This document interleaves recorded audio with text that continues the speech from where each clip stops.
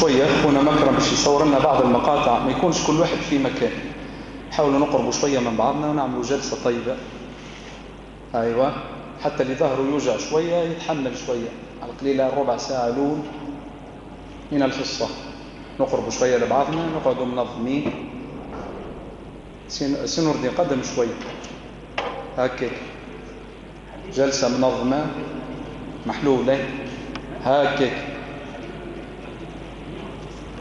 ربع ساعة الأول على قليلة باش نصوروا شوية. هل ستيكة الماء الملوحة هذه شنو محلها من الإعراب كانت هزوها ونح علينا هتكردونا من غادي.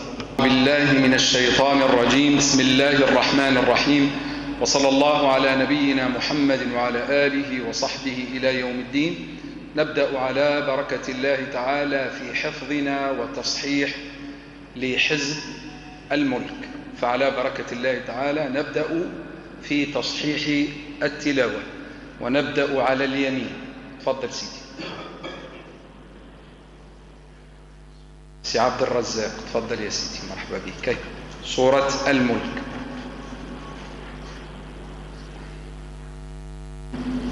أعوذ بالله من الشيطان الرجيم. نعتني بالتفخيم في الراءات. الراء، شفت التفخيم؟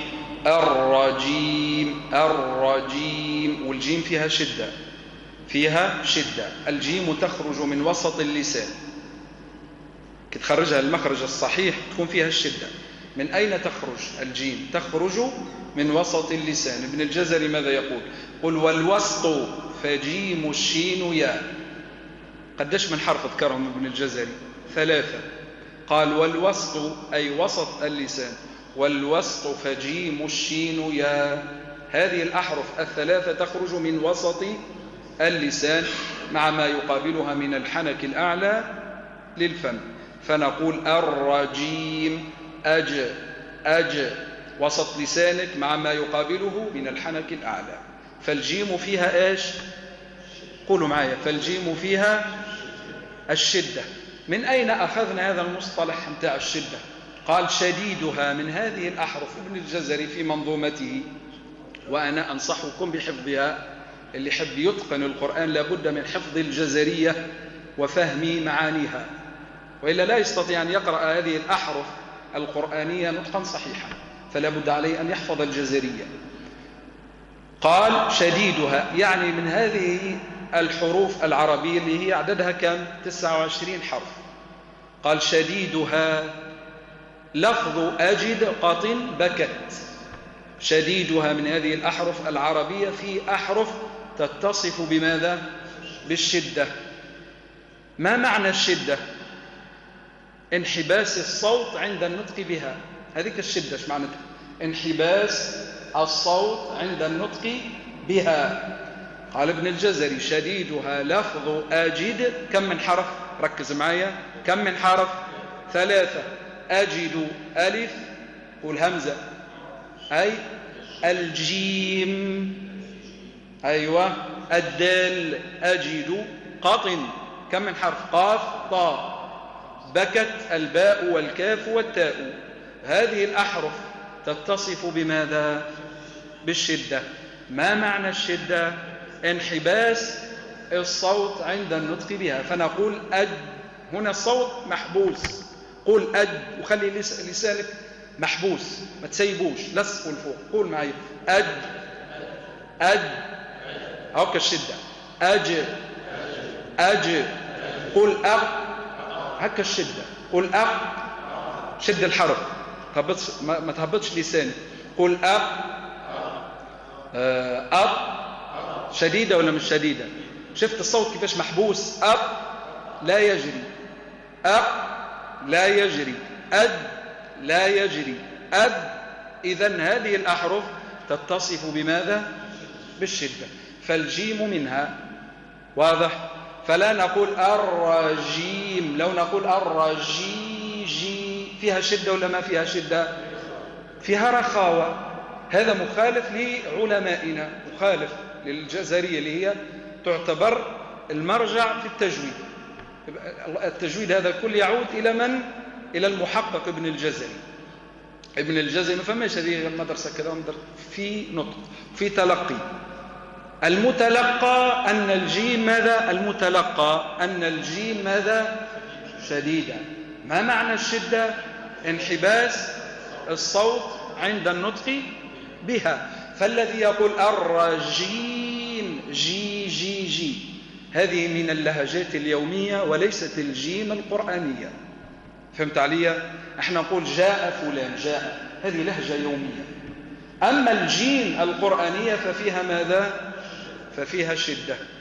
فلا نقول الرجيم كما يقول البعض، لأن هذه اللهجة اليومية كما يقول ضرب، ضرب، هي ضرب ويقول ضرب، يخلط بين الضاد والضاء. لا، في لهجتك اليومية اتكلم كما تحب.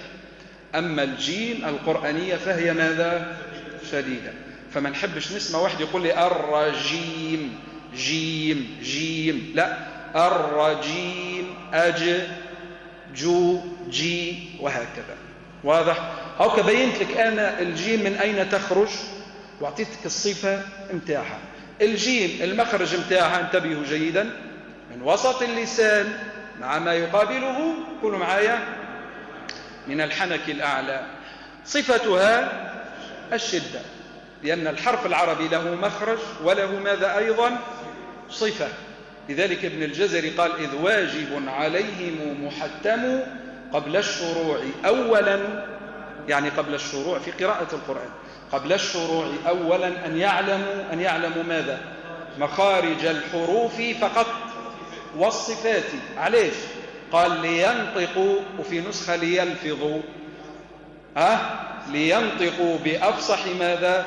اللغات، وأفصح اللغات هي لغة القرآن اللغة العربية. واضح؟ أو كبينت لك الجيم من أين تخرج باختصار وما هي صفتها. واضح سيدي؟ هات نطبقوها في القراءة. أعوذ بالله من الشيطان. لا، مش من الشين ما هي الشديدة، تفشي فيها انتشار هواء. من الشيطان الرجيم. أيوة. لا، مش بسم الله الرحمن الرحيم. ممتاز. تبارك الذي بيده الملك وهو على كل شيء قدير. الذي خلق رقق اللام بين مفخمين. اللام هي بين مفخمين، بين الخاء المفخمة وبين ماذا؟ القاف المفخمة. خلق، خالق. الذي خلق الموت مش المو، كيف نقول المو صحيحة؟ المو، شفتها كيف؟ المو، مش الموت، المو تولي هي المو. وديما الحرف قيسوا على سكنوا بعدين افتحوا. الحرف العربي سكنوا، احنا على أبواب ختم رأي، هذه وصية مهمة ردوا بالكم، مهمة جدا. المو الحرف ديما سكنوا وبعدين افتحوا. بهذا العمل تستطيع أن تفهم هذا الحرف هل هو يعني مفخم أم مرقق. فنقول المو، قيسوا على المو. شفت كيفاش أعطاني الترقيق؟ كيف نقول المو شفتها كيفاش؟ سكن وحرك، تسكن وتحرك تعرف الحرف. المو شفتها كيف؟ هكذا. الذي خلق الموت والحياة ليبلوكم أيكم أحسن عملا وهو العزيز الغفور. الذي خلق 7 سماوات طباقا ما ترى في خلق الرحمن من تفاوت. لا، وين الخطأ؟ لما نقول، وهذا خطأ راه منتشر، حتى البعض من يؤمون الناس يقولون من تفاوت، موجود من تفاوت، لابد من الضم. الضم مهم ياسر. القراءة للقرآن الكريم مبنية على 3 حركات، يعني القراءة الصحيحة للقرآن هي ضمة وفتحة وكسرة. إتقان هذه الحركات الثلاثة إتقان لقراءة القرآن، فلا نقول من تفاوت بل نقول من تفاوت، لابد من الضم. ولذلك الإمام أحمد الطيبي ماذا قال؟ قال وكل مضموم فلن يتم إلا بضم الشفتين ضما. شفت كيفاش؟ وكل مضموم، الأبيات ضمن حاولوا نحفظه. وكل مضموم فلن يتم إلا بشرط إلا بضم الشفتين ضما. من تفاوت، مش من تفاوت، وت ولت كسرة. وزيد يقول فإن ترى القارئ لن تنطبق شفاهه بالضم كن محققا بأنه منتقص ما ضم والواجب النطق به متما. شفت الكلام محلاه؟ فإن ترى القارئ يقرأ لا يحرك شفتيه لا في فتحة ولا في ضمة كأنه نعسان، بسم الله الرحمن الرحيم، ينقص نوم لا. فإن ترى القارئ لن تنطبق شفاهه بالضم كن محققا بأنه منتقص ما ضم والواجب النطق به ايش؟ متما. فردوا بالنا قولي ما ترى في خلق الرحمن من تفاوت. أي فارجعي الكسر البصر هل ترى من فطور. فخمر من فطور. ثم ارجعي البصر كرتين ينقلب إليك البصر خاسئا وهو حسير. بارك الله فيك كافي، ربي يفتح عليك وينفع بيك. شكرا. شيخ علي تفضل. أيوة.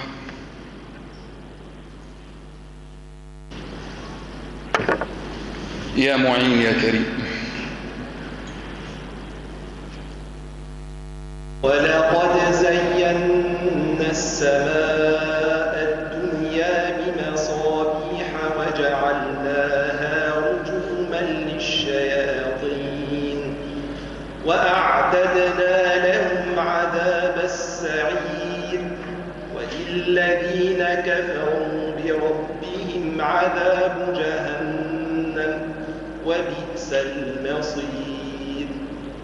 إذا ألقوا فيها سمعوا لها شهيقا وهي تفور تكاد تميز من الغيظ كلما ألقي فيها فوج سألهم خزنتها ألم يأتكم نذير. كافي، ربي يبارك فيك ويفتح عليك. شكرا. شيخ محمد تفضل.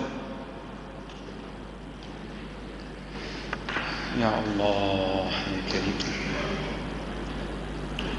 قالوا بلى قد جاءنا نذير فكذبنا وقلنا ما نزل الله من شيء أعدها وأظهر النون عند حرف الحلق. وقلنا ما نزل الله من شيء إن أنتم إلا في ضلال كبير. وقالوا لو كنا وقالوا لو كنا نسمع أو نعقل ما كنا في أصحاب السعير فاعترفوا بذنبهم فسحقا لأصحاب السعير. جزاك الله كل خير ونفع الله بك. هادي تفضل.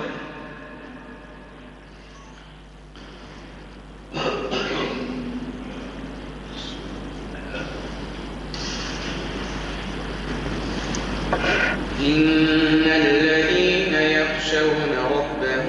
ربهم لا تسرع بتؤده. إن الذين يخشون ربهم بالغيب لهم مغفرة وأجر كبير. لهم مغفرة وأجر كبير. وأسروا قولكم أو اجهروا به إنه عليم. أتمم زمن الغنة. إنه أكمل ما تكون. إنه عليم بذات الصدور. ألا يعلم من خلق وهو اللطيف الخبير. هو الذي جعل لكم الأرض الأرض فخم الضاد بعدين رقق الذال. هو الذي جعل لكم الأرض ذلولا فامشوا في مناكبها وكلوا من رزقه وإليه النشور. كافي. بارك الله فيك. شكرا شيخ. تفضل شيخ عبد الحميد.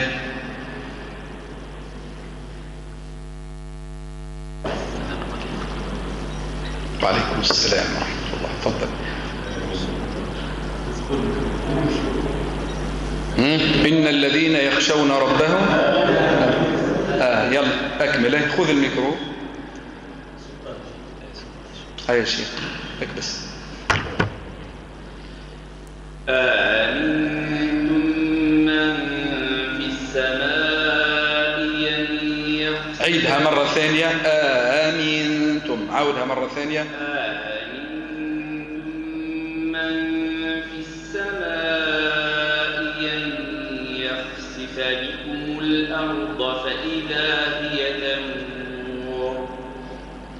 أم أمنتم من في السماء أن يرسل عليكم حاصبا فستعلمون كيف نذير. ولقد كذب الذين ريح الحروف. ولقد كذب الذين من قبلهم فكيف كان نكير.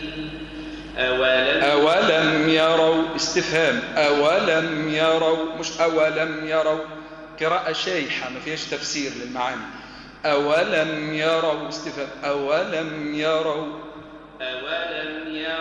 إلى الطير فوقهم صافات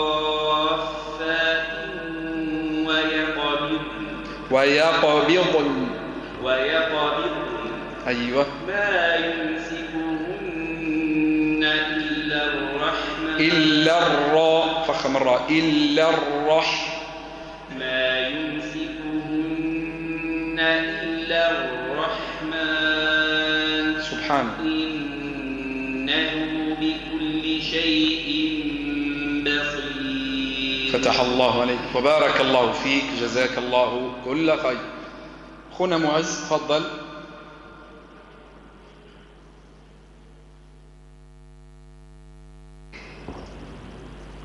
لا إله إلا الله العليم القدير. هاي أمن هذا الذي هو لا تسرع بتؤدى. أمن هذا الذي هو جند لكم ينصركم من دون الرحمن إن الكافرون فخم الراء. إن الكافرون رون رو إن الكافرون إلا في غرور. أمن هذا الذي يرزقكم إن أمسك رزقه بل لجوا في عتو أكسر الفاء. بل لجوا في عتو ونفور. أفمن يمشي مكبا على وجهه أفمن يمشي مكبا على وجهه أهدى وجهه أهدى. إيش يتسمى المد هذا اللي أخطأت فيه؟ مد الصلة، صلة وكياس غير بين حرفين متحركين. متى يأتي هذا المد؟ لو نسألكم سؤال، متى يأتي هذا المد؟ هكا في المصحف عندكم ياء صغيرة صورة يأتي بين حرفين متحركين. قال الشاطبي: وما قبله التحريك للكل والصلة، لكل القراء بمعنى يقرؤونه بالمد. متى؟ إذا كان بين متحركين. وما قبله التحريك للكل والصلة. كن طبقوها القاعدة. شوف الكلمتين: أفمن يمشي مكبا على وجهه به وجهه منتهية بماذا؟ بكسرة. أهدى الكلمة اللي بعدها مبدوءة، إذن حركة بين الهاء المتحركة بالكسر وبين الألف المتحركة بالفتح. هذا المد يأتي بين متحركين، اسمه مد الصلة. والصلة هي كما تعرفوا صلة صغرى وصلة كبرى.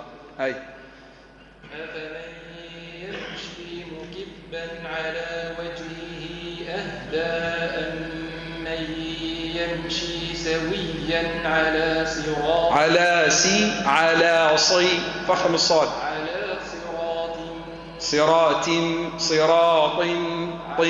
طاء مستقيم. قل هو الذي أنشأكم وجعل لكم السمع والأبصار والأفئدة قليلا ما تشكرون. حينما نسمع قليلا ما تشكرون نقول: اللهم اجعلنا من عبادك القليل. قولوا هذا الدعاء: اللهم اجعلنا من عبادك القليل. شكون هم القليل؟ وقليل من عبادي الشكور. وهنا المولى الجليل ماذا قال؟ قليلا، يعني قليلا منكم ما يشكر. فأنت تقول: اللهم اجعلني من هؤلاء أو من عبادك القليل وقليل من عبادي الشكور.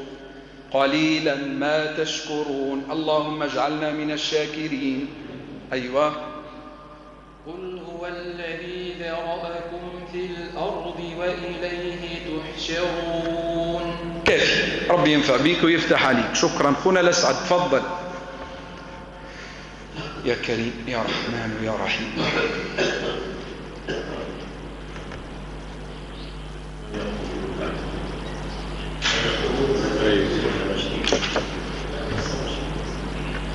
ويقولون متى هذا الوعد إن كنتم صادقين. أي قل إنما العلم عند الله وإنما أنا نذير مبين. فلما رأوه زلفة ما تزربش فيها. فلما رأته ولا رأوه؟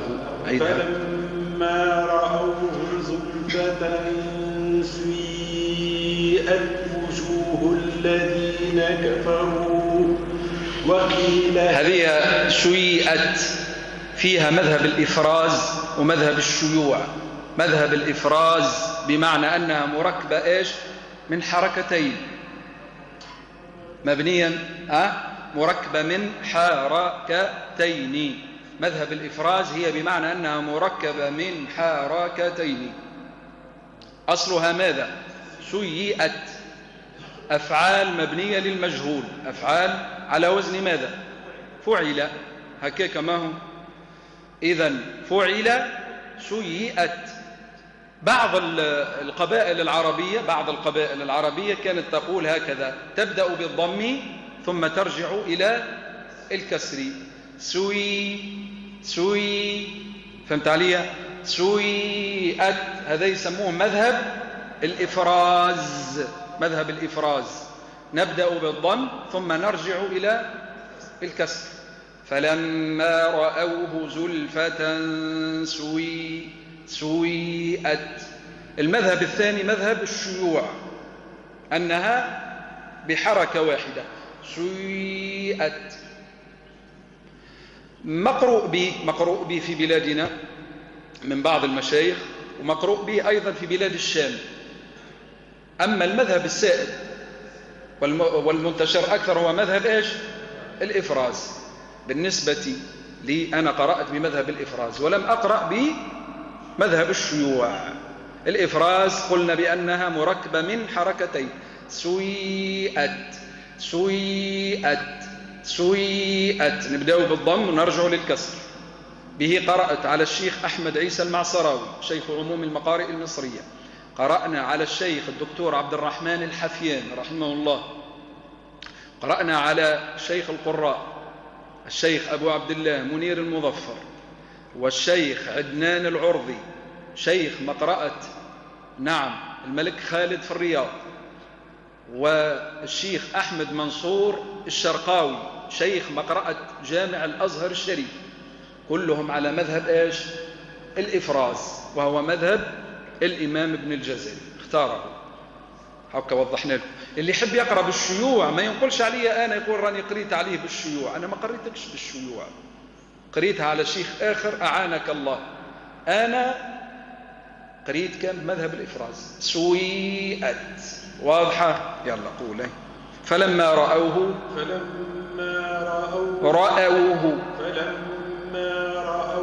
زلفة سيئت وجوه الذين كفروا وقيل هذا الذي كنتم به. الميم عند الباء إخفاء مع الغنة. وقيل هذا الذي كنتم. لا ما نقولش كنتم شوف نحلوها هذه لما نقول هكا كنتم ايش قاعد نعمل؟ قاعد نعمل في واو. شوف عنا ضمة وعنا سكون بعدها هكاك نحلوها بشوية بشوية، خاطر الكثير تو تسمع يقول كنتم هذايا مد. ايش عملت انت؟ جبت ضمة وبعدين عملت بعدك الضمة تولد منها واوا بينما هي جيب ضمتك ضمة خالصة وبعدين نرجع للسكون. كما ننطق بالحرف، خذوا هذه قاعدة، كما ننطق بالحرف مفردا وحد ننطق به مركبا.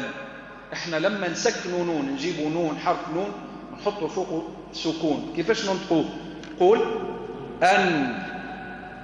شوف وضع الشفتين في وضع السكون أن، شفتها أن، ما قلتش أن، أنا قلت أن سكون نون ساكنة. باهي توا النون هذه باش نحطوها في وسط الكلمة، باش نجيبوها في كلمة كنتم نجيبوا كاف مضمومة بعدين كون. أما ذي كنتم هذا يراو عبارة واحد جاب لنا كاف وحط بعدها واو وما سمعناش النون، سمعنا كنتم.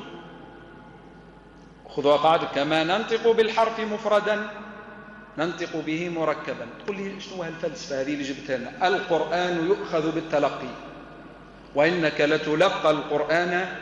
شفت سيدي؟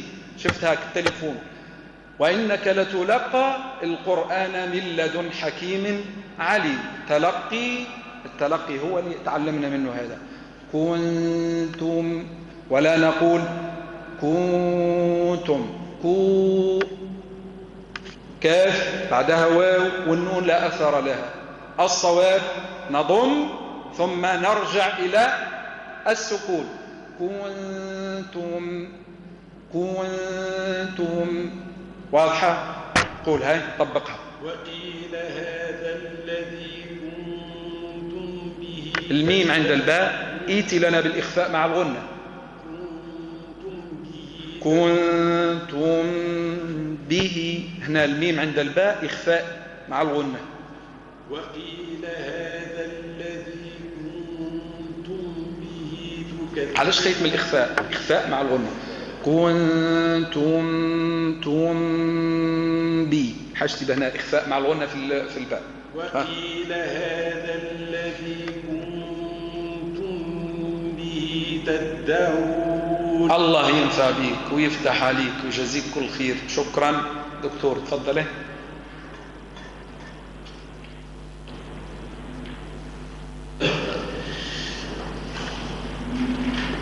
قل أرأيتم قل أرأيتم لا ما نقولش أرأيتم هاي أرأي الياء مرقم. قل أرأيتم إن أهلكني الله ومن معي أو رحمنا فمن يجير قراءة ورش، قالون يجير رو فخم الراء مش قراءة الكافرين من عذاب أليم. نعم. قل هو الواو تكون مرقمة. الرحمن آمنا به وعليه توكلنا فستعلمون من هو في ضلال ولا ضاد هي ضلال مبين. نعم. قل أرأيتم إن أصبح ماؤكم غورا فمن يأتيكم بماء معين. العين معين. العين نردوا بالنا منها. العين العربية الفصيحة هي عو. لسان المزمار لابد أن يلتصق التصاق كامل ولا نقول هذا نطق الأعاجم. مثلا يجيوا في الفاتحة شو يقولوا إياك نعبد ريتنا يباعد بين لسان المزمار وبين ما يقابله. شفتها كيف في العين؟ لا، لابد لسان المزمار أن يلتصق عند النطق بالعين. شفت كيف؟ ولا نقول كسل. يقول معين بدل ما يقول معين يقول معين. وينه العين؟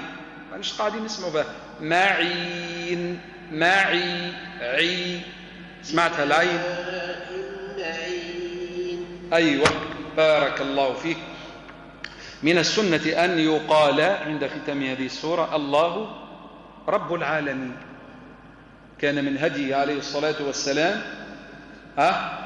لما يكمل هالسورة هذه سورة الملك يقول الله رب العالمين فمن يأتيكم استفهام فمن يأتيكم بماء معين الله رب العالمين. لكن ليست من القرآن. تمشيش تبدأ تصلي بالعباد وتقول لهم الله رب العالمين يظنون أنها من القرآن. لا، من السنة لما تسكت تقول الله رب العالمين. ليست من القرآن وإنما من هديه عليه الصلاة والسلام ردا لأنه كان يعيش مع القرآن. فهمت الفرق بيناتنا؟ هو لما يقرأ يفهم. لما تمر عليه قليلا ما تشكرون يقول اللهم اجعلنا من عبادك الشاكرين. فمن يأتيكم بماء معين يقول الله رب العالمين. أليس ذلك بقادر على أن يحيي الموتى يقول سبحانك بلى. هذا من هديه عليه الصلاة. كان يعيش مع ما يتنزل عليه من الوحي. فمن السنة أن تقول عند نهاية هذه السورة الله. ومن السنة أيضا أن تقرأها قبل النوم. سورة الملك قال النبي صلى الله عليه وسلم 30 آية من القرآن الكريم شفعت لصاحبها من عذاب القبر. تشفع لك وتسمى بالملك وتسمى بالواقية وتسمى بالمنجية وتسمى بتبارك الذي بيده الملك. من أسمائها كثيرة جدا فلنحافظ على قراءتها قبل النوم. قال علاش هذه هي بالضبط؟ علاش سورة الملك مش سورة أخرى؟ علاش؟ قال لك الملكين لما يجيوك في القبر شو بش يسألوك؟ من ربك؟ سؤال هذا، من ربك؟ قل هو الرحمن آمنا به. قال لك الأجوبة على 3 أسئلة موجودة في سورة الملك. لما يقولون لك من ربك تقول قل هو الرحمن آمنا به. يقولون لك من نبيك أو وما تقول في الرجل الذي بعث فيكم تقول وإنما أنا نذير مبين للنبي صلى الله عليه وسلم جاءت في السورة. يقولون ما دينك تقول قل أفمن يمشي مكبا على وجهه أهدى أم من يمشي سويا على صراط مستقيم. صراط مستقيم وهو الإسلام. قال لك فالأجوبة متاع الأسئلة متاع الملكين موجودة في سورة الملك. لذلك من السنة إنك تقرأها قبل ما تنام. 30 آية شفعت لصاحبها من عذاب القبر. شفت كيفاش؟ هاي ما لها هكا توا فرصة باش تحفظها وتقراها كل ليلة. حتى اللي مازال مش حفظها كل ليلة يقراها. قداش باش تاخذ من 5 دقائق؟ حتى أقل الحافظ أقل، لكن شوف الأجر متاعها والثواب متاعها. تفضل سيدي بارك الله فيك. آية نواصلوا.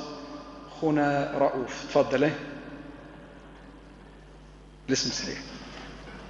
خونا مكرم ربي يجزيك كل خير، ربي يحفظك، ربي يبارك فيك. ما شاء الله عليه. هو طرف مشارك في نشر الخير هكاك ما، وتعاونوا على البر والتقوى. خصص من وقته جانا الصباح باش ياخذ لنا بعض المقاطع مهمة جدا، لعلها تكون رسائل في ختم في التكريم اللي باش يكون ان شاء الله.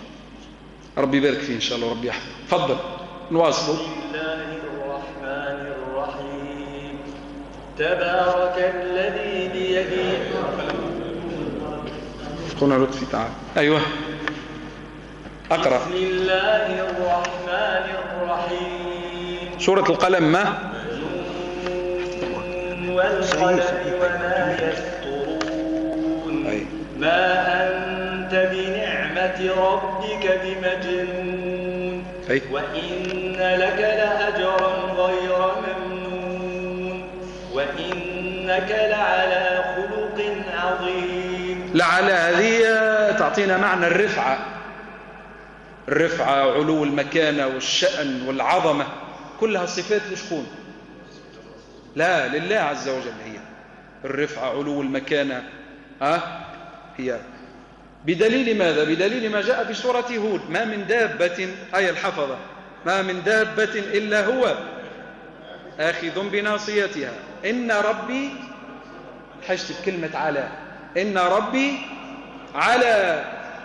على صراط مستقيم. على هذه صفة من صفات الله عز وجل، امتن الله بها على النبي صلى الله عليه وسلم، فقال: وإنك لعلى خلق عظيم. ياسين والقرآن الحكيم إنك لمن المرسلين على صراط مستقيم. شفت كيفاش مكانة النبي صلى الله عليه وسلم؟ مكانة عظيمة. أي والله. فستبصر ويبصرون هكاك. بأيكم المفتون. إن ربك هو أعلم بمن ضل. لا، ما نقولش بمن نمشي للتفخيم، خاطر بعدها ضاد. بمن ضل. إن ربك هو أعلم بمن ضل عن سبيله وهو أعلم بالمهتدين. تمام. فلا تطع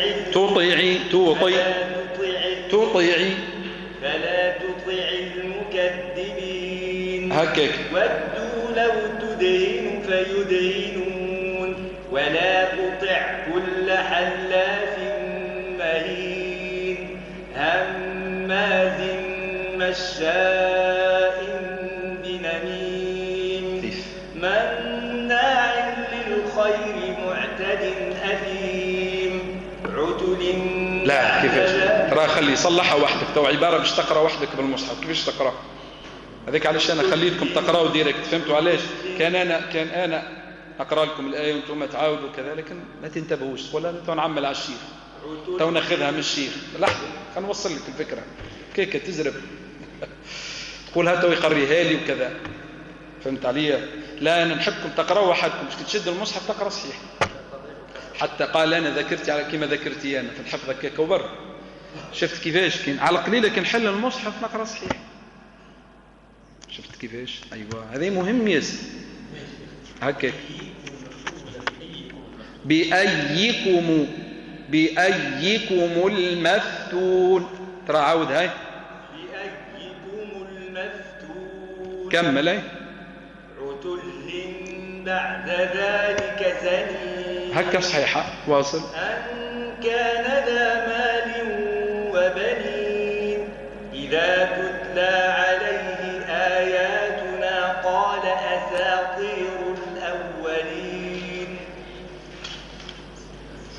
سنسمه على الخرطوم. هاو كفاك يعطيك الصحة. سنسمه على لحظة شو اسمه المد خلنا نسمعش تقولوا له باش شي ينساه. سنسمه على مد الصلة يجي ياء ويجي واو إما ياء أو واو عليه وقتاش كيفاش نعرف كان قبلها ضمة يجي واو كان قبلها كسرة بتجي ياء كما اللي مرت معنا. إنا بلوناهم كما بلونا أصحاب الجنة إذ أقسموا ليصرمنها مصبحين ولا يستثنون. كافي ربي ينفع بك. شكرا أحسن الله إليك. سنور الدين أي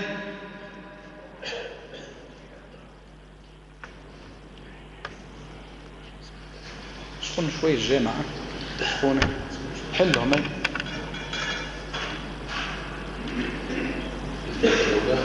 إنا بلوناهم هكا كما فطاف عليها طائف من ربك فطاف عليها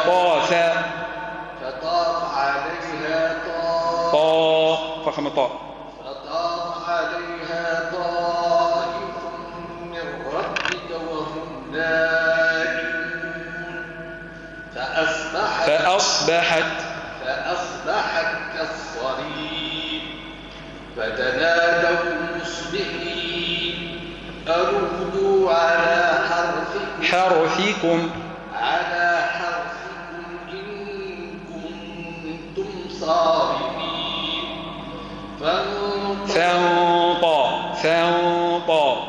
فانطلقوا وهم يتخافتون أي ألا يدخلنها اليوم عليكم مسكين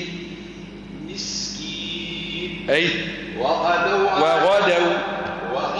على حرد قادرين فلما رأوها فخم الراء فلما رأوها قالوا إنا لضالون بل نحن محرومون مش محرو فخم الراء بل نحن محرومون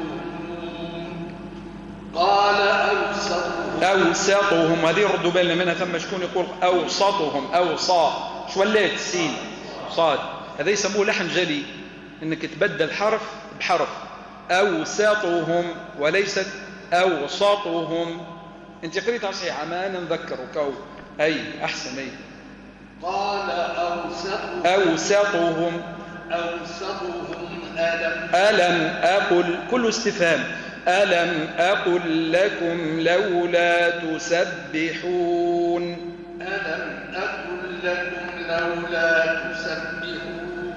هكذا قالوا سبحان بالسين قالوا سبحان ربنا إنا كنا ظالمين. كيف بارك الله فيك شكرا. سنور الدين تفضل. أي أحسنت يا معين يا كريم. هكك فأقبل بعضهم كمل فأقبل بعضهم على بعض يتهاورون. اي نعم قالوا جيبها من فمك قالوا يا ويلنا إنا كنا طاغين عسى لا مش عسى شفت الفتحة عسى ربنا أن يبدلنا خيرا منها إنا إلى ربنا راغبون. كذلك العذاب ولعذاب الآخرة أكبر نجم تقف عليها جيد الوقف. ولعذاب الآخرة أكبر لو كانوا يعلمون. خطأ تقولوا لي ايش بك تصلح له استعمل خيشومه تعرفش قال هو يعلمون لا يعلمون يعلموا سنور الدين سنور الدين ألو شو يعلموا الصوت كله منين أو باش نعمل تو الخيشوم يعلموا صوت مشترك لا يعلموا مون هذا يردوا بالنا منه في المد العارض للسكون ديما يستعملوا الخيشوم بتاعه قولوا يعلموا لا يعلموا مون مثلا نستعين ولا نقول نستعين نستعين عين فما خيشوم ولا ما فماش ما فماش هكا نسأل في روحي ونجاوب في وحدي حكاك ما هو ديتوا الدوخو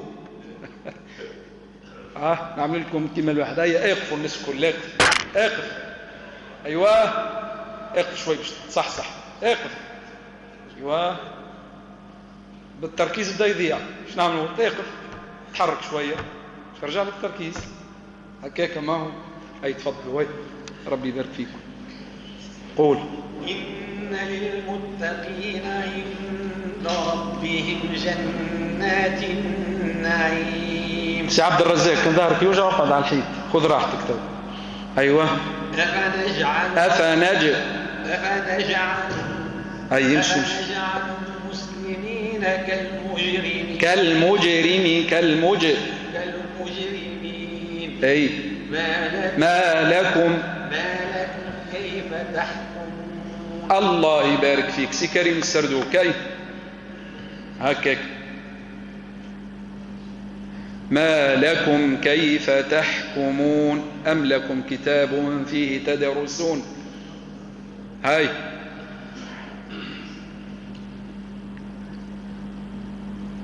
ما لكم كيف تحكمون أم لكم كتاب فيه تدرسوا بالسين تدرسون إن لكم فيه لما تخيرون وين التشديد كيف نقولوا تخيرون الياء شوفوا في المصحف شنو فوقها شدة كيف نقول تخيرون عملت شدة ما عملت الشدة وقتاش نعملوها كيف نقول تخيرون تخيرون الخطأ تخيرون هو الصواب إن لكم فيه لما تخيرون سكن وعطاها الرخاوة تخيرون تمام أم لكم أيمان علينا بالغة إلى يوم القيامة إن لكم لما تحكمون سلهم أيهم بذلك زعيم أم لهم شركاء فليأتوا بشورى فخم الراء فليأتوا بشركائهم إن كانوا صادقين الله ينفع بيك ويفتح عليك شكرا سيبوا جمعة يا مرحبا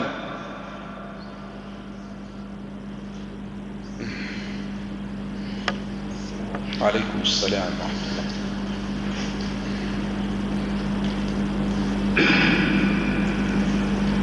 يوم يكشف عن ساق ويدعون إلى السجود فلا يستطيعون العين خاشعة أبصارهم ترهقهم ذلة أيوة وقد كانوا راعي المد يدعون إلى السجود وهم سالمون فذرني مش فذرني ومن يكذب بهذا الحديث سنستدرجهم من حيث لا يعلمون مش لا يعلمون اسمع العين لا يعلمون. الخطأ لا يعلمون، يا هذه عين تاع الأعاجم، لأن ما عندهمش العين في لهجتهم، ما عندهمش، فيقول يجي يقربوا من العين فقط، يقولوا لا يعلمون. في الحاز هذا ما عندهمش، فيقولوا بسم الله الرحمن الرحيم، لأنه ما عندوش في لغته حاء، فيقرب الأقرب حرف، يقول بسم الله الرحمن الرحيم. هي بسم الله الرحمن. فنحمد ربي احنا لساننا عربي، حروف الكل ننطقها، ما علينا كل اجتهاد، تجتهد وتثني ركايبك وتحفظ كلام ربي، ما يسألكش، لأنه أعطاك اللغة العربية، لسانك عربي، كل الحروف تنطقها، هذه نعمة كبرى. أي سنستدرجهم من حيث لا يعلمون. لا يعلمون، اسمع العين، لا يعلمون. صحيح، تمشي. وأملي لهم إن كيدي متين. أم تسألهم أجرا فهم من مغرم. الشكل قل بالك، من مو ولا مما؟ من مغرم مثقلون. هكذا كمل. أم عندهم الغيب فهم ولا فهم يكتبون. كيف؟ بارك الله فيك. سيني زاري. أم عندهم الغيب فهم يكتبون. وين أم يريدون كيدا؟ طور. شكون قال طور؟ ما شاء الله عليه. هكا زايدة، هذيك زايدة. أم عندهم الغيب فهم أم يريدون كيدا فالذين كفروا هم المكيدون. مش ما تمشيش للطور هنا، تنتهي بماذا؟ أم عندهم الغيب فهم يكتبون، بعدين فاصبر. الطور زائدة. أم يريدون كيدا فالذين كفروا هم المكيدون. أم لهم إله غير الله سبحان الله عما يشركون. وإن يروا كس، ذكرتها كس ولا نسيتوها؟ امشي. هاي قول. فاصبر لحكم ربك ولا تكن كصاحب الحوت إذ نادى وهو مكذوب. شكون صاحب الحوت؟ يونس ولا يونس. شفت كيف نطفاها؟ يونس. ويوسف ولا يوسف كيف تولي عنده ولد اسمه شي يعيط له، يقول له يا يوسف، هي يوسف، هو يعيط له يا يوسف، يسف، ما عنده ما يسف، هو اسمه يوسف. ربي قال يوسف أعرض عن هذا، يوسف وليس يوسف. فهمت عليا؟ أيوة. ما لنا قال ولا تكن كصاحب الحوت إذ نادى، وهو يونس عليه السلام. ولا تكن كصاحب الحوت إذ نادى في بطن الحوت، فنادى في الظلمات. ظلمات 3. الظلمات كم؟ 3، اللي هي بطن الحوت والبحر وظلمة الليل. فنادى في الظلمات أن لا إله إلا أنت. قال العلماء جعل في بطن الحوت مسجدا لله عز وجل. ولذلك كيف تمشيوا الأماكن تعرفوها لا يذكر فيها اسم الله، حاول حتى تقول لا إله إلا أنت سبحانك إني كنت من الظالمين، صح عليك، لأن الذكر في وقت الغفلة وفي أماكن الغفلة عظيم جدا. فهمت عليا؟ أيوة. لولا أن تداركه نعمة من ربه لنبذ بالعراء وهو مذموم فاجتباه ربه فجعله من الصالحين. وإن يكاد الذين كفروا ليزلقونك بأبصارهم لما سمعوا الذكر. سمعوا ولا سمعوا؟ لما سمعوا الذكر لما سمعوا الذكر قف لما سمعوا الذكر الراء مرقة الذكر انفخموهاش بلها كسرة الذكر أي ويقولون إنه لمجنون اللهم صل على وما هو إلا ذكر للعالمين.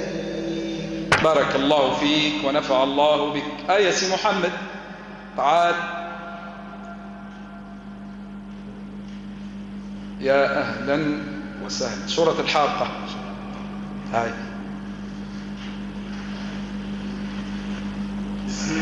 بسم الله بدؤدة. بسم الله الرحمن الرحيم. بسم الله الرحمن الرحيم. هاي الحاقة ما الحاقة وما أدراك ما الحاقة كذبت ثمود وعاد بالقارعة فأما ثمود فأهلكوا بالطاغية. شكون يطلع لي فما خطأ أعمله صحيح المد. انت قلت فأهلكوا بالطاغية بينما الكاف بعدها واو وألف هكذا كما هو ذلك مد. فأهلكوا بي ما قولش فأهلكوا بي مد. فأما ثمود فأهلكوا بالطاغية وأما عاد فأهلكوا بريح صا تمشي للصاد بريح صا. وأما عاد فأهلكوا وأما عاد فأهلكوا بريح صرصر. لا مش بريح صا خاطر بعدها الصاد نفخم الغنة بريح صا. بريح صرصر عاتية. صرصر عاتية مش رن. صرصر عاتية الله يجيرنا. سخرها الخاء والراء مفخمين. سخرها عليهم 7 ليال و8 أيام حسوما.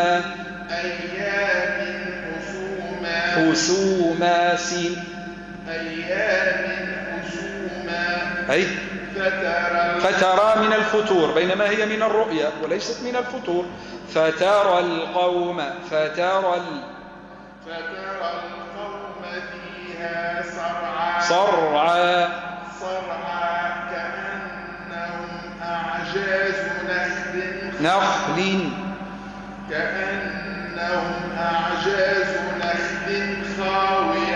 خاوية أي فهل ترى لهم من باقية. الله ينفع بك ويفتح عليك جزاك الله كل خير.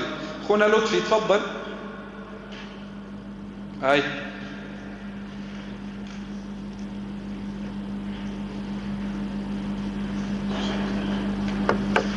أيوة. وجاء فرعون قرب شوي الميكرو. وجاء فرعون ورك الراء بلا كسرة. فرعون ومن قبله والمؤتفكات بالخاطئة فعصوا رسول ربهم فأخذهم أخذة رابية. إنا لما طغى الماء حملناكم في الجارية لنجعلها لكم تذكرة وتعيها أذن واعية. فإذا نفخ في الصور نفخة واحدة. أي رد بك ترعونها. فإذا نفخ في الصور نفخة واحدة وحملت الأرض مش الآ وحملت الآ وحملت الأرض والجبال فدكتا دكة واحدة. هذه يرد بين الهاءات عند الوقف عليها من بيانها، لابد من بيان الهاء. ما نقولش واحدة وين الهاء؟ مشيت واحدة، شفت عليها؟ انتبهوا يا جماعة الخير، واحدة عند الوقف عليها، رأي الهاءات هي ضعيفة بطبيعتها، مع التكاسل متاعنا نحذفوها الهاء فتسمع الكثير واحدة وين الهاء؟ واحدة. فأمه هاوية، كثير، فأمه هاوية آية وصف. فيومئذ وقعت الواقعة وانشقت السماء فهي يومئذ واهية والملك على أرجاء جيم اتفقنا عليها أرجاء والملك على أرجائها ويحمل عرش ربك فوقهم. قولوا فو ولا ثو؟ هي فوقهم. ويحمل عرش ربك فوقهم يومئذ مش يوم يومئذ ثمانية. أي يومئذ تعرضون تو ولا تو؟ يومئذ تعرضون لا تخفى منكم خافية. بارك الله فيك، جزاك الله كل خير. آية سي محمد علي، تفضل. وعليكم السلام ورحمة الله. يومئذ تعرضون لا تخفى منكم خافية. تهز القلب هذه، والله تهز القلب. تصور توا احنا قاعدين هكا ويجيوا يقولوا لنا توا باش نحطوا لكم هنا شاشة كبيرة وباش نعرضوا فيها الأعمال نتاعكم الكل منذ البلوغ، ويحطوا هكاكا ويبداوا بي أنا مثلا، يحطوا نبدأ أنا نشوف لها، نشوف كل وقت وكل لحظة شنو عملت، ونتفرج ونقول يا ربي صار هذه موجودة، هي فضيحتي. توك جماعة يتفرجوا فيها تو، تصوروا المشهد، يعني انتم فقط، فما بالك بأنبياء وشهداء وصالحين ورسل والمولى الجليل والملائكة. يومئذ تعرضون، أي تعرض أعمالكم قدامنا. يوم كذا حسدت فلان، يوم كذا يا لطيف عملت عملة هاي مسجد. تصوروا المشهد، تصوروه هذا المشهد، فضيحة مش فضيحة بركة، ويبدأ قدام ربي يا ربي. ولذلك من أسمائه الستير، الحمد لله أنه من أسمائه الستير. في أعمال هذيك عاش قلت لك الستير، في أعمال ربي يخبيها لك وانت ظل خايف منها، تعرفها خاطر تعرف روحك عملت عملة بقول له تقول اللي جاية بعد هذه يا لطيف إن شاء الله ربي مطلع عليها فيخفاها يخباها عليك. تقول الحمد لله مرت بسلام. شفت المشهد هكا يلزمنا نقرأ القرآن. يومئذ تعرضون، تخفى معها تعرضون لا تخفى منكم خافية. وقت اللي هكا تقرأ القرآن تتهد، حتى في المستقبل تتهد تريد، حتى باش تعمل عملة تخاف ولا مسجلة موجودة. ما لهذا الكتاب لا يغادر صغيرة ولا كبيرة إلا أحصاها، موجودة. هكا يلزمنا نقرأ القرآن، مش هكاك نوصلوا للتدبر وللفهم وللتطبيق.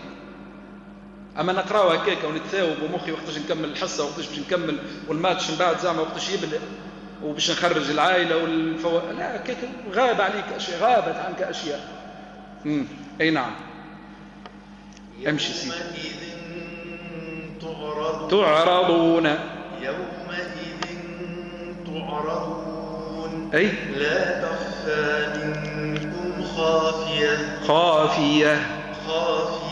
أي فأما من أوتي كتابه بيمينه فيقول هاؤم اقرءوا كتابية مش كتابية. يبدأ فرحان، صح لي هذا، يبدأ صح إن شاء الله نكونوا منهم الكل. شفتك المد ذاك يدل على فرحته. هاؤم قال لك شو هالمد هذا؟ يبدا فرحان. علاش؟ الكتاب نتاعو تطاير نتاع الصحف تبدا واحد يجي على يمينه والاخر يجي وراء ظهره والاخر يجي على شماله لطيف. هو وين يجي هذايا لولان يجي على يمينه يبدا فرحان. وقت اللي يستلم الكتاب نتاعو يبدا فرحان. اش يقول لهم؟ هاؤم فرحان اقرأوا كتابيه. شفت محلاها؟ هاؤم اقرأوا كتابيه. وبعدين إني ظننت مش ظنن تكون مرقق. إني راعي المد. إني ظننت أني ملاق أني أهم شيء تلاوة القرآن راهو قبل النغمات وكل تقرأ صحيح. أني ملاق حسابية. إني ظننت أني ملاق حسابيه فهو في عيشة راضية في جنة عالية هنيئا له. كمل. قطوفها فخم الطاء. قطوفها دانية. الله. كلوا واشربوا هنيئا بما أسلفتم في الأيام. كلوا واشربوا ما تزربش. كلوا واشربوا ريح المدود. واشربوا هنيئا بما أسلفتم في الأيام الخالية. كافي. بارك الله فيك. شكرا خونا وليد.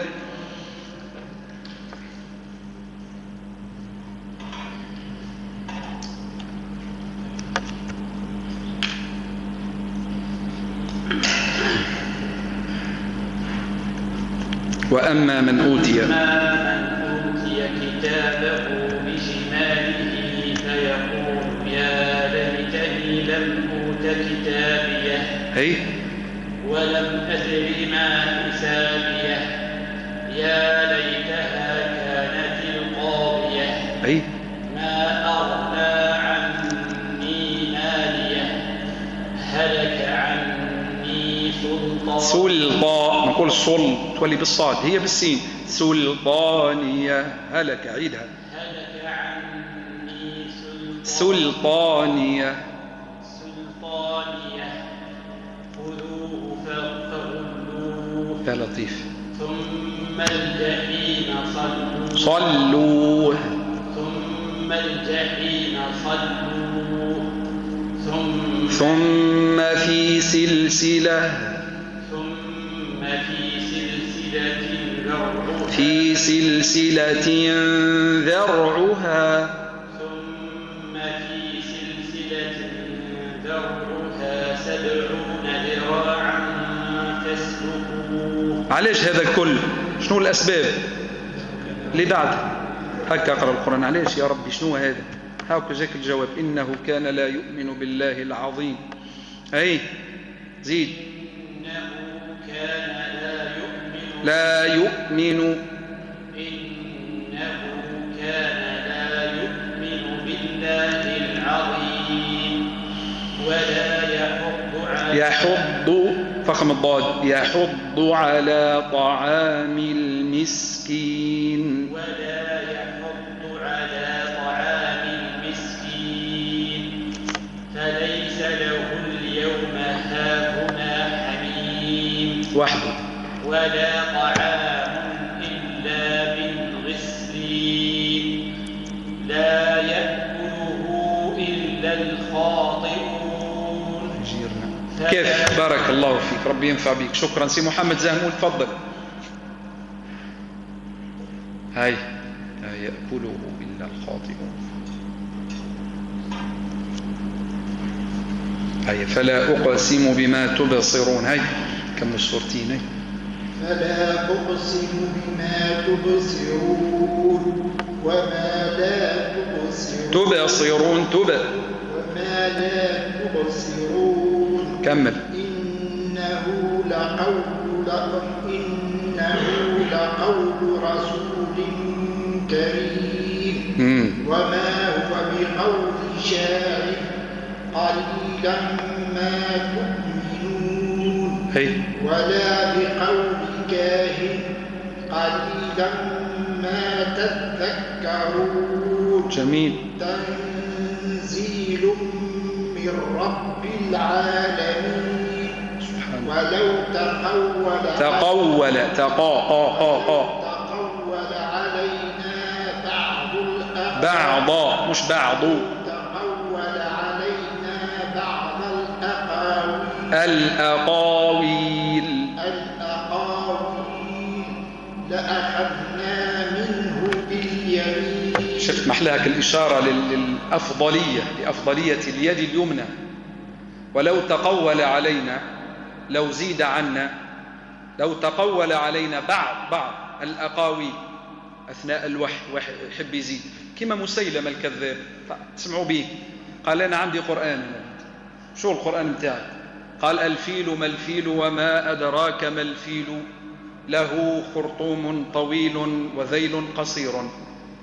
ركاك تقول يسمعك هذا قرآن، يسمعك الفيل ما الفيل وما أدراك ما الفيل له خرطوم طويل وذيل قصير. قال هذا قرآن. ربي يقول ولو تقول علينا بعض الأقاويل، بعض لأخذنا منه بالشمال لا باليمين. فيها أفضلية في الأكل وفي الدخول للمسجد، أفضلية اليمين. حتى اللي يسهى كاك ساعات يكتب بيديه اليسار، عود نفسك على اليمين. اللي ياكل كل باليمين، تدخل بسم الله اللهم افتح لنا أبواب رحمتك، ادخل بساقك اليمين، عود نفسك على اليمين. اللي يتعود في الدنيا يأهل البدن هذا باش يكون من أصحاب اليمين. أما اللي ديما نهار كل شيء ياكل بيسار ويدخل يلبس باليسار يولي من أصحاب الشمال طبيعي. هكاك ما قال ولو تقول علينا بعض الأقاويل لأخذنا منه بالأداة التي تكتب هذا وتزيد عنا، لأخذنا منه باليمين ثم لقطعنا منه الوتين. أي كمل فما منكم صلى الله عليه وسلم. أي طبيعة الحال النبي كان يكتب وإلا ما يكتب. كيفاش يعرف؟ قال لو واحد يزيد مثلا هو منين باش يعرف؟ حتى كان عندما ينزل عليه الوحي أول شيء ماذا يفعل النبي صلى الله عليه وسلم؟ يتلقاه من جبريل، بعد ذلك يستدعي الحفظة والكتبة من الصحابة فيقرأ عليهم ما نزل عليه من الوحي، ثم بعد ذلك يستمع إليهم وهم يقرؤون عليه، ثم بعد ذلك يأمرهم بكتابة ما نزل عليه من الوحي، ثم بعد ذلك يأخذ ما كتبوه من الوحي فيعرضه عن جبريل، فإن أقر ذلك أقره صلى الله عليه وسلم. تفهم القرآن هذا وصل إلينا بالتواتر لا شبهة فيه. شفت المراحل اللي مر بها؟ يتلقاه، بعد ذلك يلقنه للصحابة، بعد ذلك يستمع إليهم، ثم بعد ذلك يأمرهم بكتابة ما نزل عليه من الوحي، 13 سورة كاملة، ثم بعد ذلك يعرض هذا المكتوب على جبريل، فإن أقره أقره النبي صلى الله عليه وسلم. هاي كمل. تصحيح تلاوة إنك لتلقى. نعم تلقي والمشافهة. قول فما منكم من أحد عنه حاجزين. هي وإنه لتذكرة فخم الراء. وإنه لتذكرة للمتقين. اللهم اجعلنا من المتقين. قولوا آمين. القرآن هذا أول آية في سورة البقرة، ذلك الكتاب إشارة، ولذلك شيخنا القاضي شيخ شيوخنا إمام الدنيا في الإقراء، يسموه إمام الدنيا، الشيخ عبد الفتاح القاضي. الشيخ عبد الفتاح هو رمز الإقراء في مصر، شيخ عموم المقارئ المصرية. كان المشايخ في زمنه مثل الحصري والشيخ الضباع والشيخ عثمان عامر سعيد المصري، كثير من القراء كان يسمونه إمام الدنيا في الإقراء. فكان إذا قرأ عليه طلاب يأمرهم بالوقف على ذلك الكتاب. ذلك الكتاب فيه إشارة، اسم إشارة للكتاب. علاش؟ ليلفت الأنظار إلى أهمية هذا الكتاب. لما تقف ذلك الكتاب تخلي السامع متشوق. شنو هو الكتاب هذا؟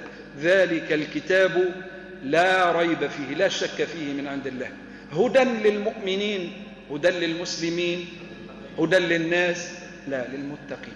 هكا رجع توهناش قال وإنه هذا القرآن لتذكرة لشكون؟ للمتقين. احنا ماذا نقول اللهم اجعلنا من عبادك المتقين. شفت محلاه الدعاء حتى تكون منهم. وإنه لتذكرة للمتقين. كمل وإنا لنعلم أن منكم مكذبين الله يجزيك.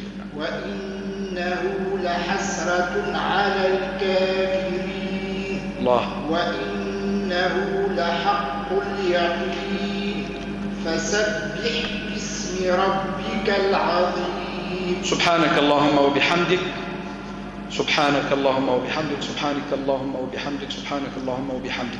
تسمع التسبيح ديما سبح. فسبح باسم ربك العظيم. كلمتان خفيفتان على اللسان ثقيلتان في الميزان حبيبتان إلى الرحمن. سبحان الله وبحمده سبحان الله العظيم. احنا متعلمين نقف على وما هو، نقف على وما هو. أي وهو كذلك. ثم شكون سمعت بما أن الواو متحركة بالفتحة سكون وما هو. لا وما هو لا ما فيش حتى اختلاف. لا ما فيش. وما هو عندما نقف عليها هكذا وما هو بالمد. أي نعم. شكون بعده؟ شكون مازال ما قراش من الإخوة؟ تفضل سي منصور تفضل. هاي السورة اللي بعد هاي كملوا سورتين مازال. وين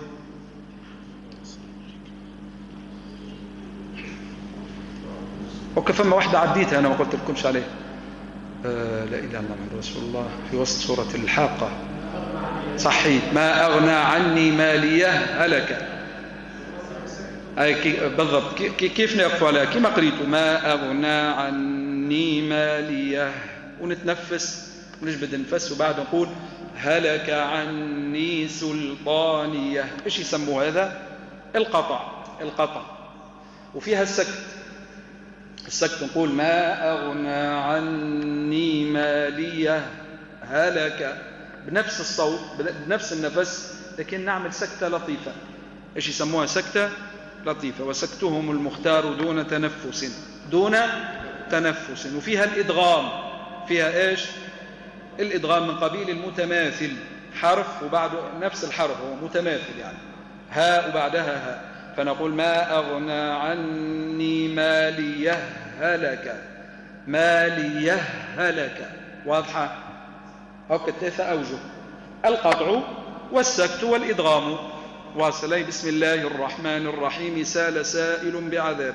بسم الله الرحمن تفضل. الرحيم. هكاك سيدي. سال سائل بعذاب واقع للكافرين ليس له دافع من الله ذي المعارج تعرج الملائكة والروح إليه في يوم كان مقداره 50,000 سنة. فاصبر صبرا جميلا إنهم يرونه بعيدا ونراه قريبا يوم تكون السماء كالمهل. عندي ساكنين في النطق ردوا بالك. كثير يقول كالمهل كالعهن. وما هو بالهزل مش بالهاز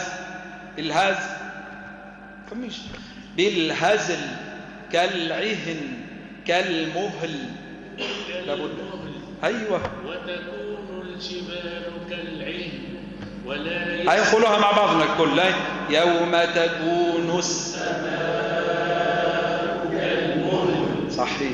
وتكون الجبال كالعهن. ممتاز. ولا يسأل حميم حميما يبصر فخم الصاد. يود المجرم لو يفتدي من عذاب يومئذ ببنيه وصاحبته وأخيه وفصيلته التي تؤويه. وينهم الوالدين؟ شو فيهم ما ذكرهمش؟ يود المجرم في ذلك اليوم. يود المجرم لو يفتدي من عذاب يومئذ ببنيه أي وصاحبته وأخيه وفصيلته التي تؤويه. وينهم الوالدين؟ شبه ما تذكرهمش، شفتوا قمة البر بالوالدين. حتى الكافر قال نعم، حتى الكافر شيء فطري في داخله، ما ذكرش الوالدين. فهمت عليا؟ أيوة، هذا من الإشارات القرآنية. تقرأ شكاك. ومن في الأرض جميعا ثم ينجيه. كافي، بارك الله فيك، شكرا، ربي ينفع بك. تفضل. كلا إنها لظى نزاعة للشوى، الله يجيرنا منها. هذا شنو؟ كلا إنها لظى نزاعة للشوى هكاك. تدعو من أدبر وتولى وجمع فأوعى إن الإنسان خلق هلوعا إذا مسه الشر جزوعا وإذا مسه الخير منوعا. كل الناس هكذا، كل الناس، لحظة، كل الناس هكذا إلا باستثناء. شكون هما يا رب؟ هم ياسر. أيوة، ما تقرأ شكون يا لطيف؟ لظى من أسماء جهنم. لشكون هذه يا رب؟ الله يجيرنا منها. هل كل الناس فيها؟ لا، في ناس استثناهم المولى. شكون هما؟ إلا المصلين، وأعطاهم 7 صفات في السورة هذه. إلا المصلين، هذه أول صفة. أي الذين هم على صلاتهم دائمون. ممتاز. والذين في أموالهم حق معلوم للسائل والمحروم والذين يصدقون بيوم الدين والذين هم من عذاب ربهم مشفقون. تمام. إن عذاب ربهم غير مأمون. كيف نقوله مأمون؟ شنو الخطأ؟ قلقلة لا، مأمون، أقطع الصوت في الهمزة. إن عذاب ربهم غير مأمون. مأمون، سكت. مأمون. والذين هم لفروجهم حافظون. قديش من صفة وصلنا تو؟ 6. بار. إلا على أزواجهم أو ما ملكت أيمانهم فإنهم غير ملومين. فمن ابتغى وراء ذلك فأولئك هم العادون. والذين هم لأماناتهم وعهدهم راعون. ومن أعظم الأمانات أن تتعاهد القرآن، إياكم ثم إياكم، والتكاسل مع القرآن الكريم. هذا اللي نوصي به، هذا من أعظم الأمانات. رد بالك، كل واحد يتعلم وبخل وتكاسل على القرآن أنا خصمه يوم القيامة. أعطيتك رسالة وعلمتك وكذا، تحافظ عليها. أو نقولها لكم بكل وضوح، خاصة اللي يتكاسل. أنا خصم كل إنسان تعلم عليه وتكاسل وأضاع القرآن، خصمه يوم القيامة. فهمت علي؟ أيوة، ده واضح. عمالش. والذين هم لأماناتهم، من أعظم الأمانات أن تحافظ على القرآن الكريم. قل ليش ما لقيتش وقت؟ قلت لكم 3 أجزاء تكون على كامل اليوم، 6 أحزاب. هاو أنت عندك نهار كامل حر. المفيد لابد أن يكون وردك اليومي 3 أجزاء. أيوة، يعني كل 10 أيام تختم. هذا عهد بيني وبينكم. قلوا إن شاء الله. أيوة. والذين هم بشهادتهم قائمون والذين هم على صلاتهم يحافظون. اللهم اجعلنا منهم. أولئك في جنات مكرمون. أولئك في جنات مكرمون. مش مكرمون، صارت مقلقلة. مكرمون. أولئك في جنات مكرمون. بارك الله فيك، كافي، يعطيك الصحة، شكرا. تفضل. فما للذين كفروا قبلك مهطعين. هاي يوسف ولا يوسف؟ أيوة. فما للذين كفروا قبلك مهطعين بين الطاء صح، ما تزربش في مقام تعليم، ما نزربوش. فما للذين كفروا قبلك مهطعين صحيح. عن اليمين وعن الشمال عزين أيطمع كل امرئ منهم أن يدخل جنة نعيم كلا إنا خلقناهم مما يعلمون. مش يعلمون، يعلمون بالعين، يعلمون. كلا إنا خلقناهم مما يعلمون فلا أقسم برب المشارق والمغارب إنا لقادرون على أن نبدل خيرا منهم وما نحن بمسبوقين فذرهم يخوضوا ويلعبوا حتى يلاقوا يومهم الذي يوعدون يوم يخرجون من الأجداث سراعا كأنهم إلى نصب يوفضون خاشعة أبصارهم ترهقهم ذلة ذلك اليوم الذي كانوا يوعدون. ربي ينفع بيك، ما شاء الله عليك، أحسنت، الله يفتح عليك. شيخ سليم تفضل. ايه إن شاء الله الكل يقرأ بإذن الله. عليكم السلام ورحمة الله. تفضل سيدي. أول سورة نوح. بسم الله الرحمن الرحيم. إنا أرسلنا نوحا إلى قومه أن أنذر قومك من قبل أن يأتيهم عذاب أليم.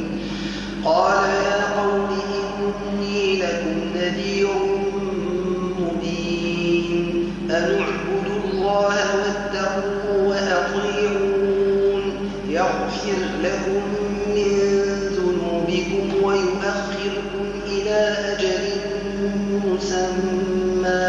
شفت من هذيك من يغفر لكم من، أما الأمة المحمدية يغفر لكم ذنوبكم. وين هذه مرت معنا؟ سورة الصف. ممتاز. سورة الصف ماذا قال؟ هل أدلكم كذا على تجارة تنجيكم كذا من عذاب أليم تؤمنون بالله ورسوله وتجاهدون في سبيل الله بأموالكم وأنفسكم ذلكم خير لكم إن كنتم تعلمون إن فعلتم ذلك يغفر لكم ذنوبكم. فهمت علي؟ أمة المحمدية يغفر لكم، لكن بقيد إن فعلتم ذلك يغفر لكم ذنوبكم جميعا. أما نوح أن اعبدوا الله واتقوا وأطيعون يغفر لكم، حتى إن فعلتم ذلك يغفر لكم من، مش الكل.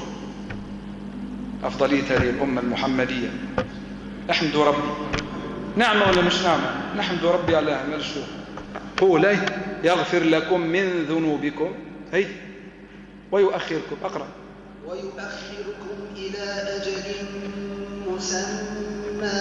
امشي. إن أجل الله إذا جاء لا يؤخر لو كنتم تعلمون.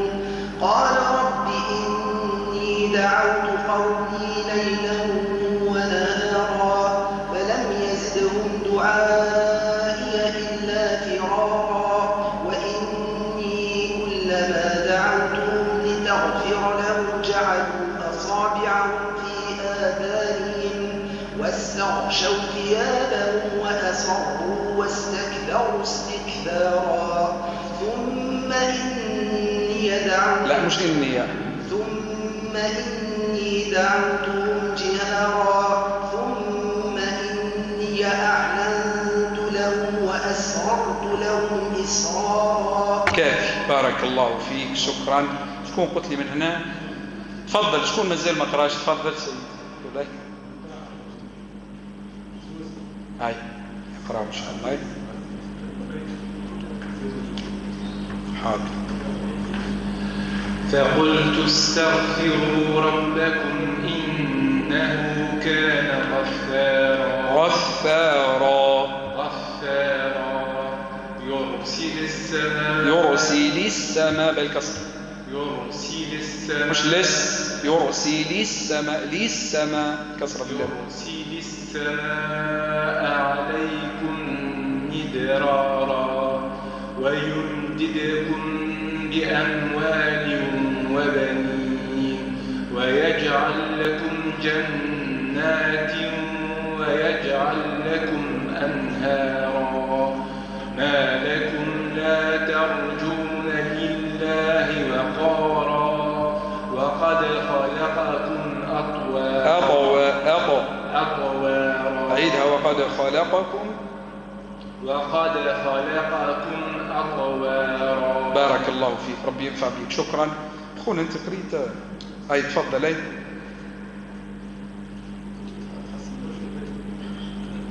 هاي أخونا ما شاء الله لي. كان أي صح ذكرت. ما شاء الله ينفع بك. أي نعم. ألم تر كيف خلق الله 7 سماوات. هكيك ما هو. ألم تروا كيف خلق الله. أيوة. ألم تروا كيف خلق الله. خلق الله 7 سماوات طباقا. 7 سماوات طباقا. 7 سماوات طباقا وجعل القمر مش القمرات ولما القامة. وجعل القمر فيهن نورا وجعل الشمس سراجا والله. كيف نقول والله؟ وش عملنا؟ فخمنا الواو. والله أنبتكم من الأرض نباتا ثم يعيدكم فيها ويخرجكم إخراجا والله جعل لكم والله. لا مش والله كان الواو. والله جعل لكم من الأرض بساطا. لا ركز في الآية. عود. هاي والله جعل لكم الأرض بساطا. والله جعل لكم الأرض بساطا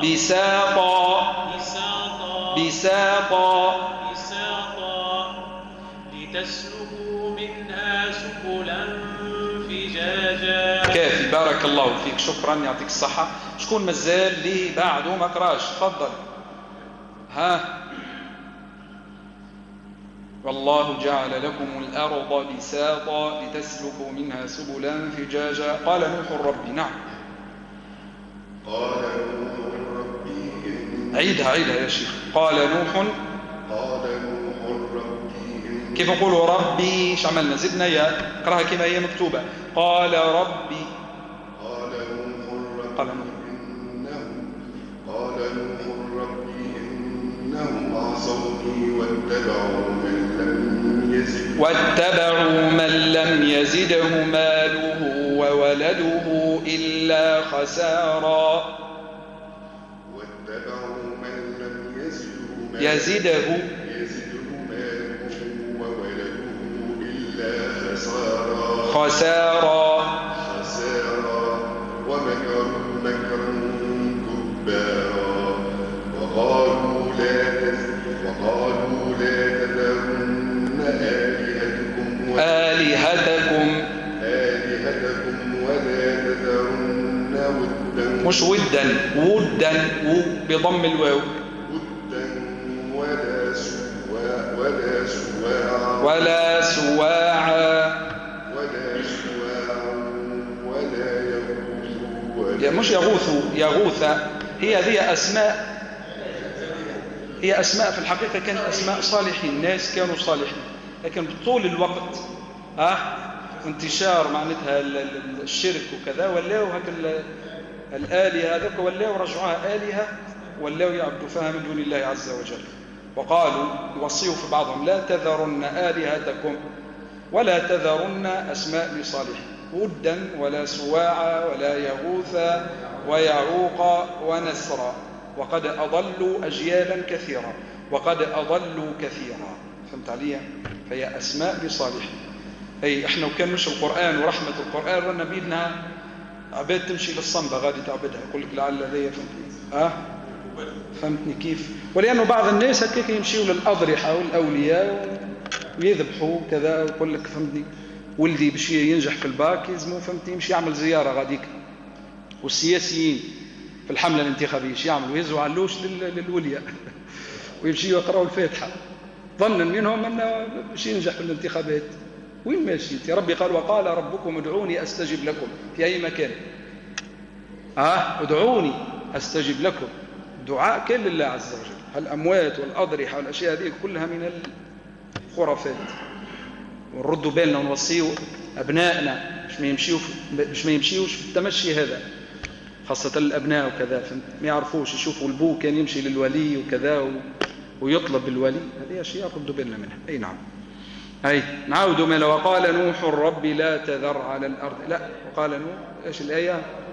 وقالوا لا تذرن آلهتكم. قول وقالوا لا تذرن وقالوا لا تذرن آلهتكم ولا تذرن ودا مش ودا بضم الواو، ودا ولا سواع ولا يغوث ولا مش يغوث ولا يغوث ويعوق ونسرا. ولا يغوث ويعوق ونسرا. أي وقد أضلوا كثيرا. ولا تزيدي عاد ولا تزيد، مش أولى ولا تزيدي، ولا مش أو ولا تزد الظالمين إلا ضلالا. ضلال فخم الضاد إلا ضلالا. كافية. بارك الله فيك. شكون مازال؟ تفضل. هاي مما خطيئاتهم، اقرأ من هناك مما خطيئاتهم أغرقوا فأدخلوا نارا. هات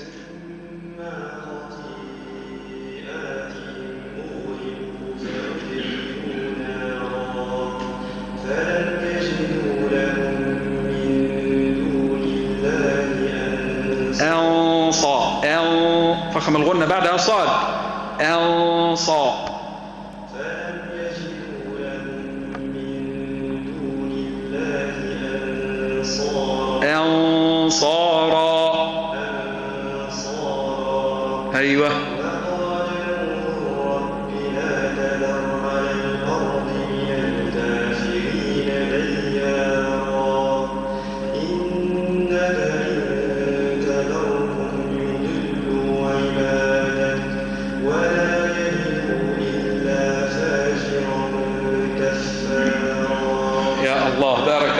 شكرا. شفت الدعاء متى كان؟ خذ مكانك ويجي اللي بعده. شفت الدعاء متاع نوح عليه متى كان؟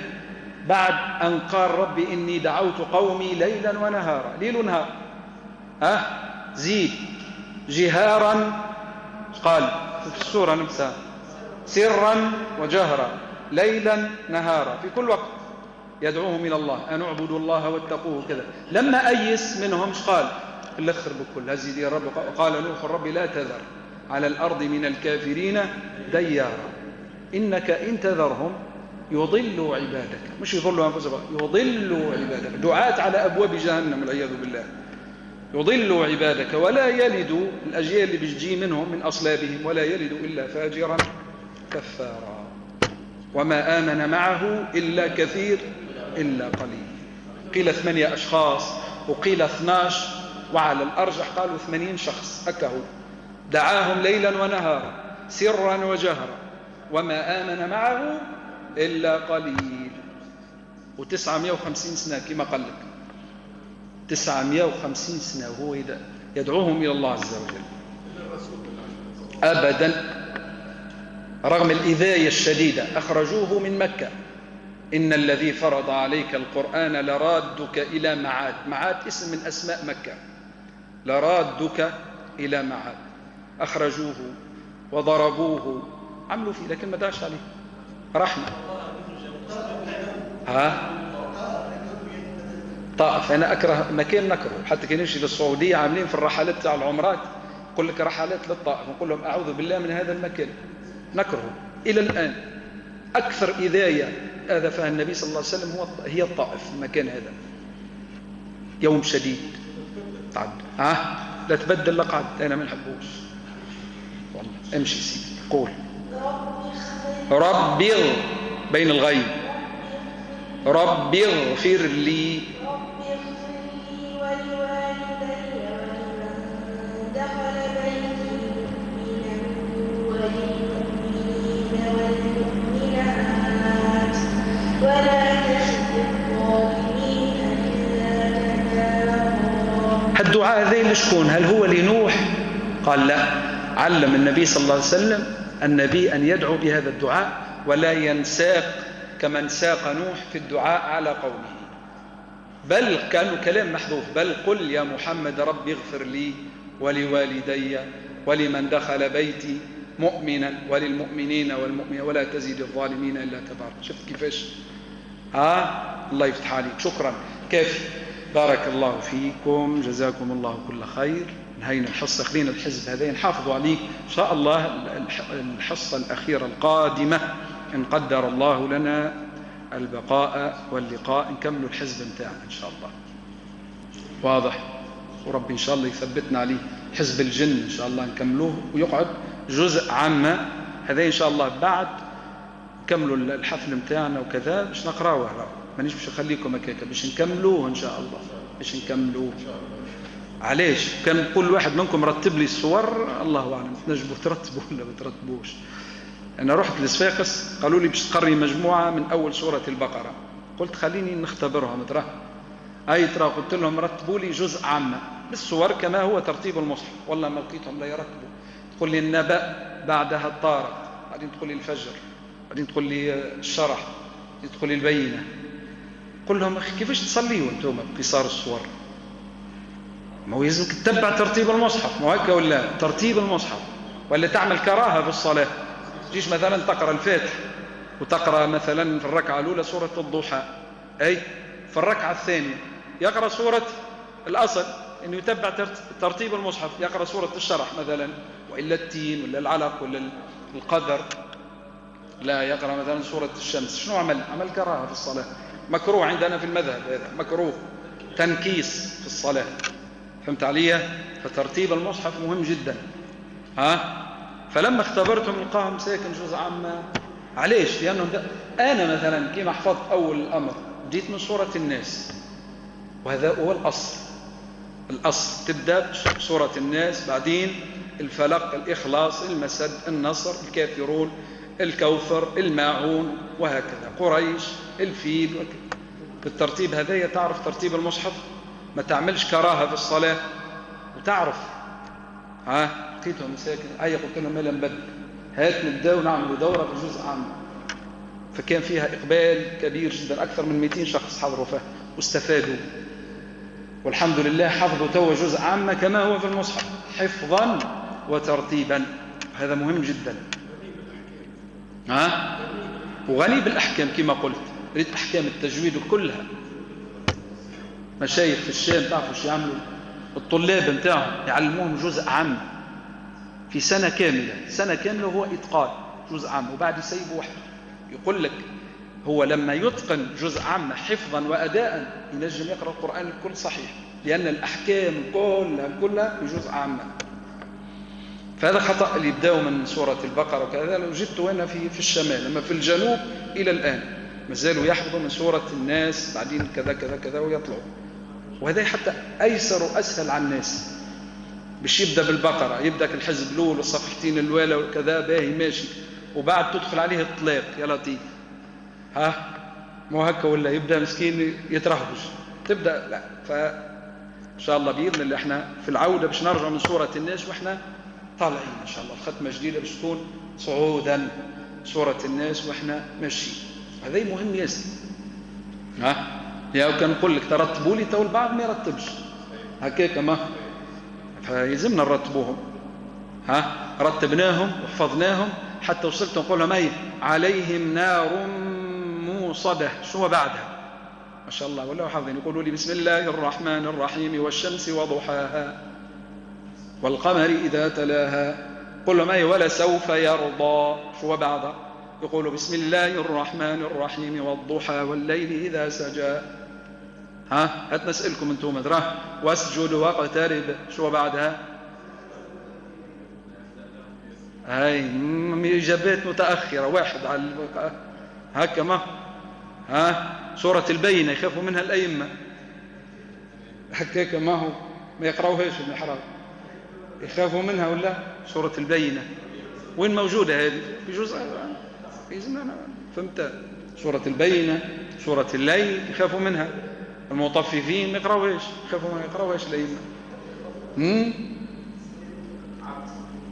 كيف؟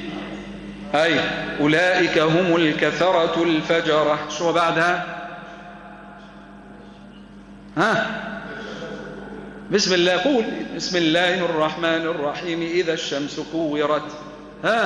والأمر يومئذ لله. شو بعدها؟ شفت عليه؟ لا وين رجع بيه للتوالي؟ والأمر يومئذ لله. بسم الله الرحمن الرحيم ويل للمطففين. هكاك ما هو لهم أجر غير ممنون. فين هذه؟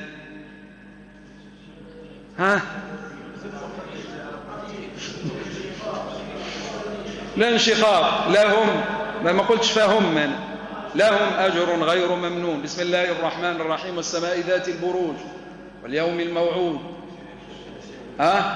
أمهلهم رويدا. شو بعدها؟ سبح اسم ربك الأعلى.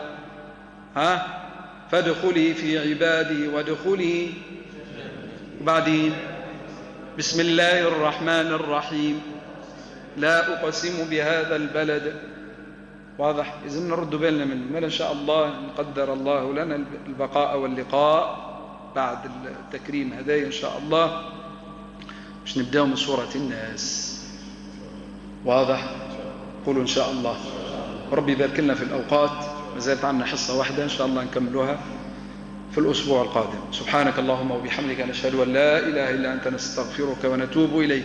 سبحان ربك رب العزة عما يصفون وسلام على المرسلين والحمد لله رب العالمين. بارك الله فيكم.